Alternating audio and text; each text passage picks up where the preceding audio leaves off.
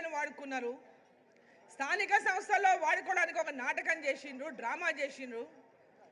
బీసీలను మోసం చేసినటువంటి మీకు ఈరోజు తెలంగాణలో విజయోత్సవాలు చేసుకునేటటువంటి అర్హత ఉందా అని చెప్పి నేను ప్రశ్నిస్తా ఉన్నా.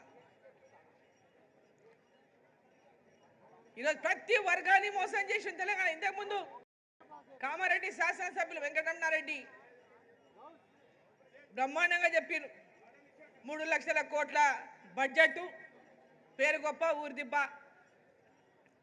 ఆ 3 లక్షల కోట్ల బడ్జెట్లో బీసీలకు 20,000 కోట్లు ఏటా ఇస్తామన్నాడు. మరి 40,000 కోట్లు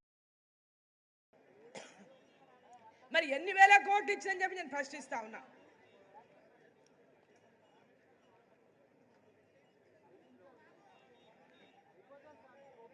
ప్రతి సంవత్సరం 20,000 కోట్లు బీసీలకు ప్రతి బడ్జెట్లో కేటాయిస్తామని చెప్పినటువంటి మీరు మరి 2 సంవత్సరాల్లో 40,000 కోట్లు బీసీలకు ఇవ్వాలి.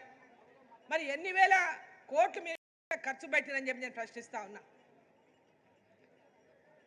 ఇవాళ యువతకి, నిరుద్యోగులకి ఒక భరోసా, నిరుద్యోగులని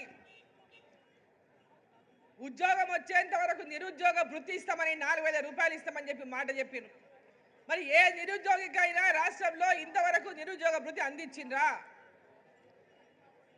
ఇట్లా అన్ని మాటలు తప్పి అన్ని మోసాలు చేసి అధికారంలోకి వచ్చి ఈరోజు హిల్టన్ చెప్పి కొత్త పాలసీని తీసుకొచ్చిండ్రు. హైదరాబాద్లో ఉన్నటువంటి ఇండస్ట్రియల్ భూములను ట్రాన్స్ఫర్మేషన్ చేస్తూ లక్షల కోట్లు మీ జేబులను ఏ విధంగా నింపుకోవాలో ఆ నింపుకోవడం కోసమే హిల్టన్ అనేటటువంటి పాలసీని తీసుకొచ్చి